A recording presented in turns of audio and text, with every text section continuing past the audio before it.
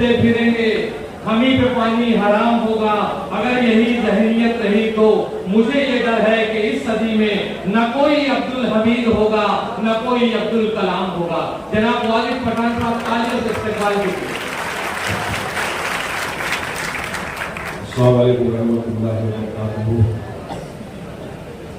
दायस तशरीफ फरमा all India मजलिस इत्तेहाद मुस्लिमीन के मेंबर ऑफ पार्लियामेंट महाराष्ट्र के सदर मोहतरम जनाब इम्तियाज जलील साहब, मजलिस के महाराष्ट्र के जनरल सेक्रेटरी सीनियर लीडर जनाब सैयद मोइन साहब, मजलिस के मुमरा कॉर्पोरेटर जनाब शाह आलम भाई, मजलिस इत्तेहाद मुस्लिमीन मुंबई प्रेसिडेंट रिजवाना जी, मजलिस के औरंगाबाद सिटी प्रेसिडेंट जनाब सुमीर साजिद भाई और मजलिस के हमारे यूथ आइकॉन बिलाल जलील साहब और तमाम मजलिस के जिम्मेदार और यहाँ मौजूद मेरे दोस्त, मेरे बुजुर्ग, मेरे भाइयों, आज का जलसा हालात हाजरा के नाम से मुनक्किद किया गया है। आज इससे पूरी मेहनत की मुमरा के सदर साहब पठान साहब, मुझे पता चला अभी उनके बच्चे की तबीयत कुछ खराब है। मैं दुआ करता हूं अल्लाह सुब्हानहू व तआला उनके बच्चों को मुकम्मल शिफाए कामिला अता फरमाए और जल्द से साहब साहब फिर से हमारे बीच में आए। हालात हाजरा देश का आप तमाम ने देखा किस तरह से देश आगे जा रहा है उल्टे से। एक तरफ एनडीए की सरकार है, बीजेपी ये वो सब, दूसरी तरफ ये चैंपियंस ऑफ सेक्युलरिज्म ने मिलकर 28 वोटों के बना दिए पार्टी अपनी। हम नहीं है दोनों में, क्योंकि हम मजलूमों की, दलितों की, पिछड़े हुए वर्ग की आवाज है और जो मजलूमों के साथ, दलित भाइयों के साथ, पिछड़े वर्ग के साथ खड़े रहता है, उनको इन पार्टियों की जरूरत नहीं होती, उनके सर पे अल्लाह सुब्हानहू व तआला का हाथ होता है। हमारे साथ अल्लाह है। चुनाव आ रहे हैं, बहुत से जिन मुझ में बीच में भी निकल के आएंगे, आपके पास दुआई देंगे, अरे हम तो आपके साथ ये किए। पूछना आपने 70 साल में हमारे साथ क्या किया। हमको बी टीम, डी टीम, सी टीम बोलने वाले आज पूरी देश दुनिया देख रही है, खासतौर के मुंबई की आवाम, ओपरा की आवाम देख रही है कि जो आज शिवसेना के साथ जाके बैठ गए हैं वो हमको बी टीम बोल। शिवसेना के मुख्यमंत्री ने असेंबली के फ्लोर पे खड़े होकर कहा था कि हमको बाबरी मस्जिद शहीद किया, आपको बहुत गर्व फख्र। ऐसी सांप्रदायिकता ताकत जिसके पास है उसके साथ में जाकर आपके यहाँ के हलके के जो मेंबर है, एमएलए है, उनकी पार्टी जाकर बैठ। मेरी सियासत के लिए कुछ भी कर सकते हैं, इनके लिए इंसानी जज्बा कोई कुछ नहीं है, दीन धर्म ईमान कुछ नहीं है। देते हैं भगवान को धोखा, इंसान को क्या छोड़ेंगे। याद रखना ये बात जो होगा, चुनाव आपके सामने आया, चुनाव आएगा, बहुत वक्त है, हम भी आएंगे आपके बीच में, काफी वक्त गुजारेंगे आपके साथ, बताएंगे मुमरा के अंदर मजलिस ने क्या काम किया। कुछ दिन पहले भी हमारे पार्टी के सदर वरिष्ठ असद ओवैसी साहब आए थे, आपने बड़े प्यार मोहब्बत से नवाजा, पुलिस के साथ आप आए, आपने सुना। मुझे उसके बाद में काफी लोगों के फोन है वालिद में, वाकई में जो बोला सदर साहब ने बहुत जबरदस्त बोला। मैंने कहा बिल्कुल जबरदस्त बोलते हैं। आज हिंदुस्तान की पार्लियामेंट में आजादी से लेकर अब तक पहली मर्तबा देखा यह गया है कि एक भी मुसलमान मिनिस्टर नहीं है कैबिनेट में, एक भी। तो क्या हम में कोई ऐसे सक्षम लोग नहीं है, ऐसा पॉलिटिकल लीडरशिप, एक्टिवशिप नहीं रखते कि जो जाके लीडर बन सके, सदन के अंदर बैठ सके, देश के जो मसले मसाइल है उस पर भी बात रख सके? मगर नहीं है आज की तारीख में कोई। तो अगर जिस कौम का रिप्रेजेंटेशन नहीं होगा तो कौम आगे कैसे बढ़ेगी? सवाल ये पैदा होता है। आपके पास तो माशाअल्लाह काफी तादाद के अंदर है माइनॉरिटी, मगर फिर भी यहां से जीत दिए तो घड़ी, मगर घड़ी का बंद होने का वक्त आ चुका है। आप घड़ी आधा ले गई, आधा इधर चला गया, आगे इधर, बाकी सब किसके पीछे किसी को नहीं पता। 6 महीने बाद क्या होने वाला है, पूरे हो जाएंगे, पूरे आएंगे, किसी को नहीं पता है। एक चीज पता है, मजलिस इत्तेहाद मुस्लिमीन जब कल थी, आज है चुनाव तक, इंशाअल्लाह उसके बाद जाके सत्ता मिलेगी। ये है मजलिस, ये वफादारी है मजलिस की। पार्लियामेंट में अभी महीनों भर पहले एक बिल इंट्रोड्यूस हुआ महिलाओं के रिजर्वेशन के लिए। देखिए, हमने तो हमेशा से डिमांड किया, जॉब एजुकेशन में मुसलमानों को रिजर्वेशन मिलना चाहिए। हम महिलाओं के विरुद्ध नहीं है, हमारी ये मांग थी कि जब महिलाओं का रिजर्वेशन का आपने बिल लाया है तो उस बिल में आप हमारी ओबीसी महिलाओं को भी दे और हमारी मुस्लिम महिलाओं को भी दे रिजर्वेशन। आज कितना अच्छा लगता है, हमारी महिलाएं हिजाब पहनकर यहाँ बैठती है पॉलिटिकल लीडरशिप के अंदर, आगे बढ़ के कांधे से कांधा मिलाकर नाम रोशन करना चाहती है देश। हम भी चाहते हैं कि महिलाओं को रिजर्वेशन मिले, मगर साथ में ओबीसी और मुसलमान महिलाओं को मिले। यकीन मानिए, ये जितने चैंपियंस ऑफ सेक्टर बनते हैं, 18 जिस तरह और एनडीए के जितने थे, ये 550 550 जितने भी एमपी थे, सब ने बिल को पास करने में पूरी ताकत लगा दी, पास करवा दी। दो वाहिद मर्द मुजाहिद जो वहां बैठे थे, जिन्होंने उस बिल को समर्थन नहीं किया, क्योंकि वो बिल में ओबीसी महिलाओं का जिक्र नहीं था, उस बिल में मुस्लिम महिलाओं का जिक्र नहीं था, वो कोई और नहीं, मेरा सदर बैरिस्टर असदुद्दीन ओवैसी थे और मेरा बड़ा भाई इम्तियाज जलील था। ये ताकत मजलिस की। हक की बात आ जाए तो कुर्सी की परवाह नहीं है, हक इंसाफ के साथ खड़े रहते। आज भी मजलिस हक और इंसाफ के साथ खड़ी है। आप देख रहे हो देश और दुनिया भर में आज क्या चल रहा है, पूरी दुनिया बात कर रही है कि किस तरह से 70 बरस से फिलिस्तीनियों की जो जमीन है उस पर इजराइल ने गैर कानूनी कब्जा कर रखा है। फिलिस्तीन जहां पर आज भी 27 लाख सिविलियंस रहते हैं, उस जगह पे 6 दिन में हजारों की संख्या में बमबार्डिंग कर, 6 दिन में। आगे की बात मैं बात नहीं, जिसके अंदर अब तक 1200 सिविलियन की जानें चले गई और 700 मासूम बच्चे, 700 मासूम बच्चे जो आतंकवादी नहीं थे, जिनका आतंक से टेरर से कोई लेना देना नहीं था, उनकी जानें चले गई। सब खामोश।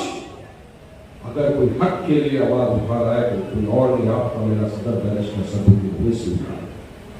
हम खड़े, क्योंकि आज देखने वाली बात यह है कि अल्लाह सुब्हानहू व तआला भी देख रहा है। जब हम बाहर जाते हैं, बोलते गए फिलिस्तीन के साथ खड़े, मजलूमों के साथ खड़े, तो पूछा जाता है तुम्हारा क्या लेना देना है, तुम क्यों इस तरह फिलिस्तीन के साथ खड़े? तो मैं बोलता हूं सुन, तुम तो किसी के 3 में 13 में हो, खाली खड़े हो गए, राइट हैंड भी दिख रहा है, राइट हैंड भी दिख रहा है। अरे मेरा तो लेना देना है, मेरी तो आस्था भी है, मेरा तो पहला किबला वहां पर है, मेरी मस्जिद अक्सा है, मेरा बैतुल मुक़द्दस है, मेरा इंसानियत से नाता है, मैं मजलूमों के साथ खड़ा हूं। तुम्हारा क्या लेना देना है? तुम सिर्फ इस्राइल के साथ इसलिए खड़े हो क्योंकि तुमको मुसलमानों से नफरत और कुछ बात नहीं, सिर्फ प्रोपेगेंडा है ये, वीडियो दिखा रहे हैं ये लोग। अरे तुम 5 दिखाएंगे, वारिस पठान तुमको 50 वीडियो दिखाएगा किस पर पटना के साथ प्रोपेगेंडा फैलाया जा रहा है। पहले वीडियो डाला कि महिला के साथ इस तरह की बर्बरता की, नग्न अवस्था में उसको घुमाया, पूरी तरह उसको फुका होता सब क्या करेगा? इस्लाम इस बात की इजाजत नहीं देता, कोई ऐसा नहीं कर सकता, किसी का माशरे गैर का इलावा नहीं है। दूसरे दिन वो लड़की की मां पूरी तरह से देश दुनिया के सामने आई, वीडियो निकालने का ऐसा कुछ हुआ ही नहीं, मेरी बेटी आज भी अस्पताल में इलाज कर रही है। उसके दूसरे दिन एक वीडियो निकाला, इजराइल एजेंसी की एक रिपोर्टर थी, उसने कि फिलिस्तीनियों ने 40 बच्चों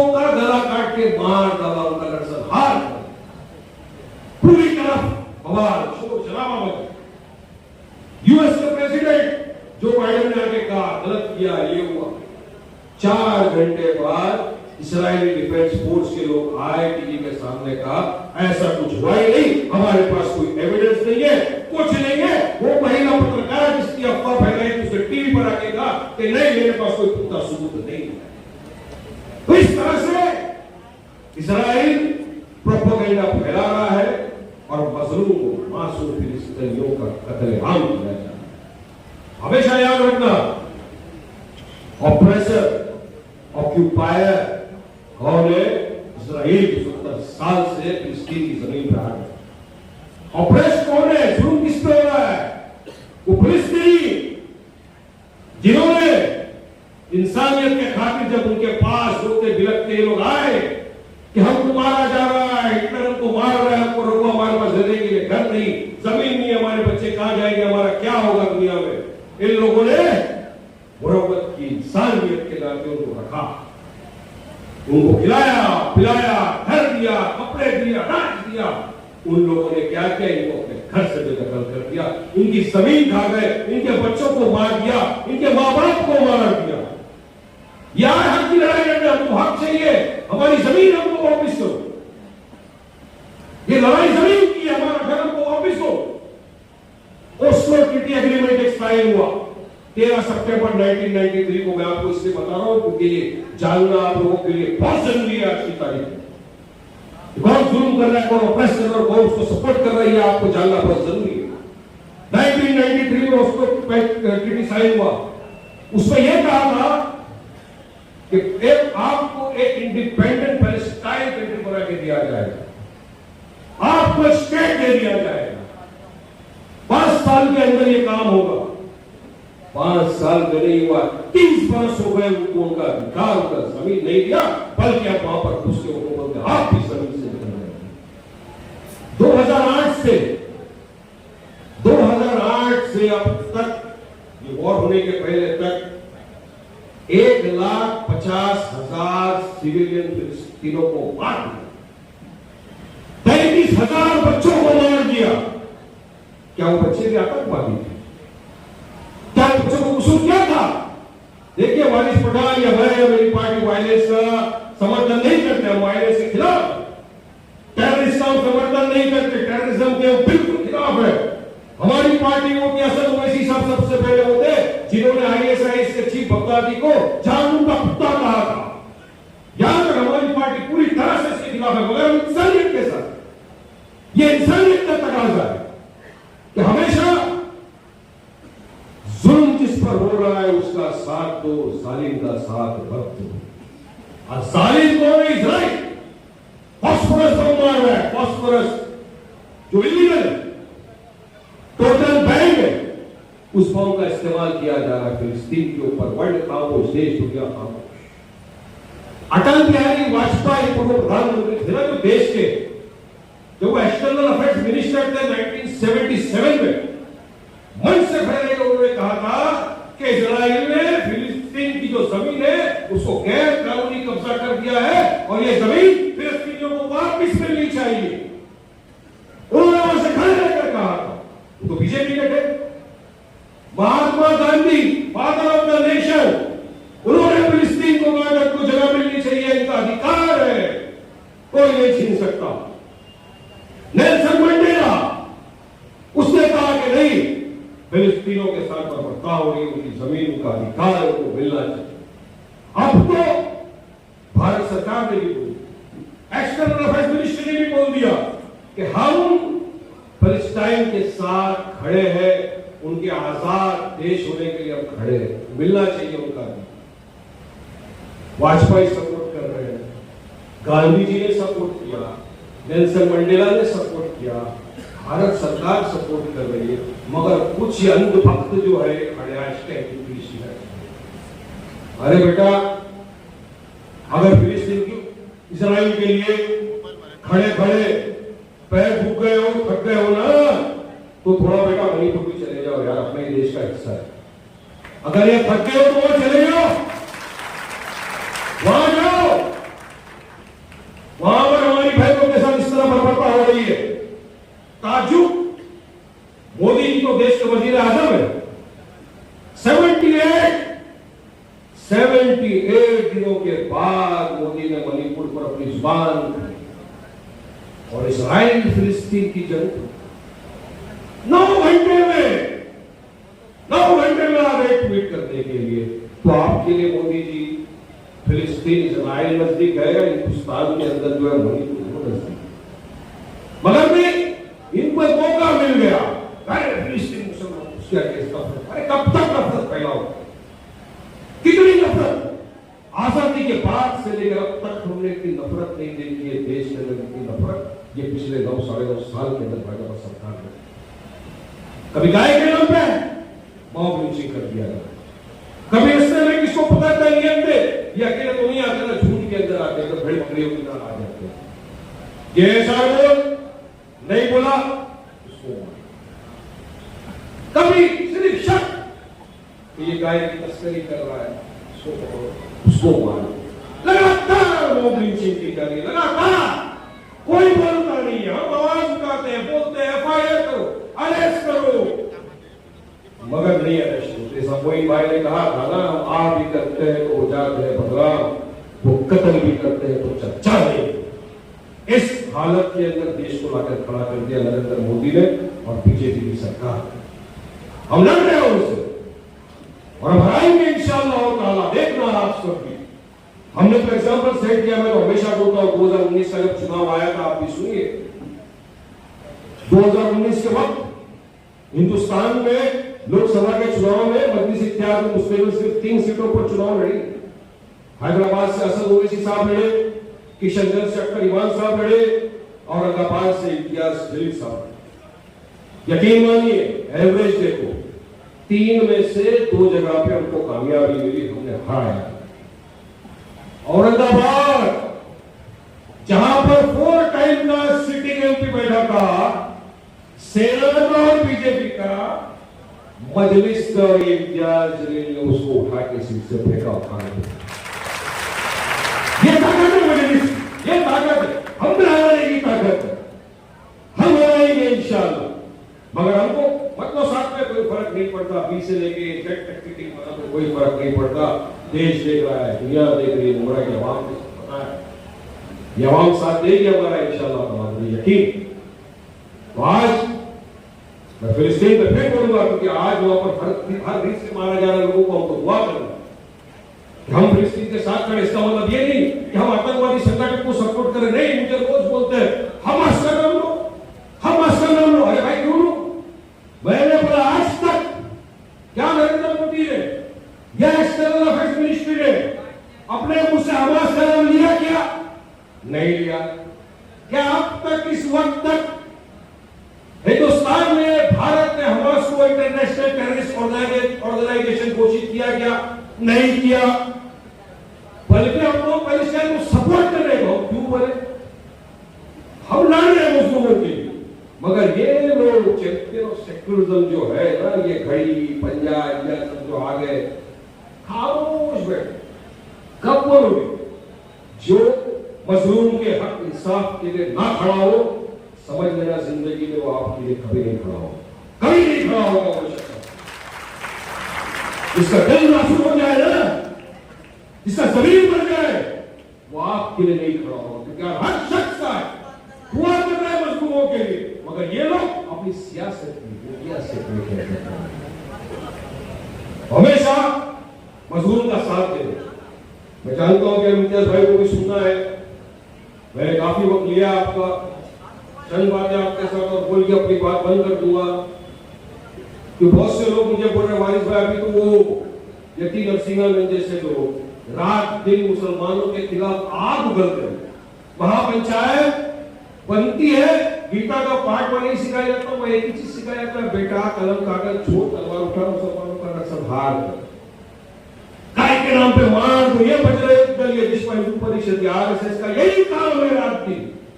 कभी इनके जो ये है यति एक वीडियो निकाल दिया, बोले हम 1000 लोग जाना चाहते हैं इजराइल के प्रेसिडेंट को वीडियो के जरिए कहा कि हमको जाना है। मैंने जवाब दिया है उसको, बहुत अच्छी रीति से जवाब दिया। पहले तो जो भड़काऊ चीज उसने हमारे हुजूर के बारे में बोली है उसका कंडेम होना चाहिए, उसके खिलाफ कार्रवाई होनी चाहिए। अगर जाना है, मैं तो बोल रहा हूं मोदी जी इमीडिएटली 1000 को नहीं 2-3 इन लोगों को कहीं से भी कुछ करके वीजे का प्रबंध करो, भेज दो इनको जल्दी से जल्दी। और वहां जाकर सबसे पहले तो ग्राउंड जीरो पे उतर जाओ, सीधा जंग के अंदर घुस जाओ। पहले तो वहां चले और उसके बाद मैंने उनको हिदायत दिया है लोग वहां जाकर अनाप शराब नहीं पकना, अपना मुंह बंद रखना, हेड स्पीच नहीं देना, ज्यादा बकवास करी तो डंडे से बुरी तरह से ठुकाई हो सकती है, जिसकी जवाबदारी भारत सरकार की नहीं। ये हमारे खिलाफ आग उगलने वाले कहा थे आजादी की लड़ाई में, मैं पूछना चाहता हूं इनसे कि हमारे बाप दादा शहीद हो गए थे जंग आजादी में, ये लोग तो ब्रिटिशरों के तल में चाट लेते उसमें। आज भी हो रहा है, पैलेस्टाइन अपनी आजादी के लिए लड़ रहा है, जिस तरह से हिंदुस्तान आजादी के लिए लड़ा ब्रिटिशरों के खिलाफ, वो भी आए थे हमारी जगहों के ऊपर कब्जा कर लिया था, उनको गुलाम बना दिया था, मगर हिंदुस्तान लड़ाया, भगाया इनको, ब्रिटिशरों से आजादी दिलाई देश को। मैं सलाम करता हूं उस वक्त की जो आजादी के अंदर हिस्सा लिया। आज हम आजाद भारत में घूम रहे हैं, फिलिस्तीन भी इसी तरह की आजादी मांग रहा है, उनको भी आजादी चाहिए। आई स्टैंड विद फिलिस्तीन। और जिस तरह से हिंदुस्तान में भगाया था ये ब्रिटिश गोरों को, इंशाअल्लाह फिलिस्तीन भी भगाएगा इजराइल से, छोड़ दे इंशाअल्लाह आगे होगा। आपकी दुआओं की जरूरत है। सैफ भाई यहाँ पे आ गए, उनके बच्चे की तबीयत खराब थी, मैंने पहले भी कहा था, फिर भी आज माशाल्लाह मैं मुबारकबादी पेश करना चाहूंगा कि उन्होंने मेहनत की और उमरा के अंदर आज 4 ऑफिस की इब्तिदा हुई है। यकीन है उमरा के अंदर काम बहुत जोरों शोरों से होगा। इन्होंने बहुत अच्छा काम किया, आपने देखा था किस तरह से बीच में भी वो आंदोलन करना करे, रमजान के अंदर बैठ गए थे, तो हड़ताल किया इन्होंने आपके लिए, आपके हक के लिए, आपके हक की लड़ाई के लिए।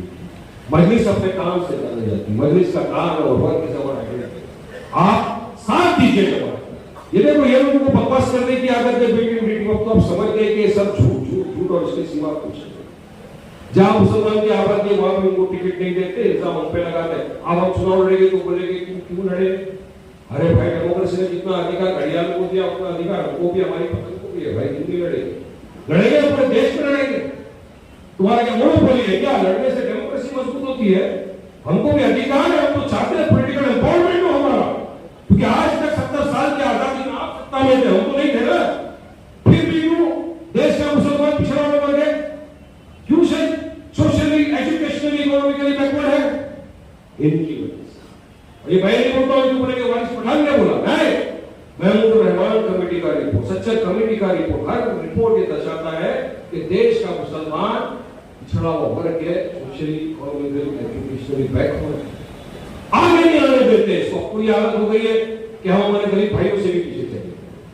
इससे कसूरवार कौन है? ये वोट तो हमारा लिया, 80% वोट तो इनको चाहिए, मगर मुसलमानों के लिए कुछ करना नहीं। अरे जिसका सबूत आपको लेटेस्ट दे रहा हूं, मैं भूल गया, कर्नाटक में जो इनकी सरकार है, 80% मुसलमानों ने वोट दिया। एक बच्चे ने 22-23 साल का यंग लड़का है, उसने व्हाट्सएप स्टेटस रखा, आई स्टैंड विद पैलेस्टाइन। यकीन मानो उस लड़के के ऊपर कर्नाटक की पुलिस ने उसको FIR दिया, उसको अरेस्ट। ये इनका स्पीच है। देश में, दुनिया भर में हर जगह हो रहा है, कुछ नहीं। तो मैं पूछना चाहूंगा, CWC ने भी प्रस्ताव पास किया पैलेस्टाइन को सपोर्ट करने का, तो क्या आप उनको भी अरेस्ट करेंगे? मैं बोलना चाहूंगा, एक्सटर्नल अफेयर्स मिनिस्ट्री मोदी सरकार ने भी पैलेस्टाइन का समर्थन किया, तो क्या आप उसको भी अरेस्ट करेंगे? नहीं करेंगे ना। तो क्यों ऐसा डेमोक्रेसी दिखा रहे? नहीं होता साहब। ज्यादा वक्त नहीं लेते हुए मैं बस आपसे इतना ही कहूंगा कि आप डटे रहिए, हक इंसाफ के साथ खड़े रहिए, मजलिस का साथ दीजिए, बैरिश का साथ दीजिए, साथ की ताकत को मजबूत बनाएंगे। इंशाअल्लाह साथ में मिलकर हक की लड़ाई लड़ेंगे। हमारे घर से भी हमारे बेटे बनेंगे लीडर, हमारे घर से भी हमारी पर्दानशी बहन बेटी बनेगी एक दिन मुसलमान नेता भी बनेगी और एक दिन इंशाअल्लाह ताला हमारी हजाबी बहन हिंदुस्तान की प्रधानमंत्री बनेगी इंशाअल्लाह। आपके साथ की जरूरत है, आपकी दुआओं की जरूरत है। आप यहाँ पर आए बैठे हमको सुना, इसलिए बहुत बहुत शुक्रिया। अस्सलाम वालेकुम रहमतुल्लाहि व बरकातहू।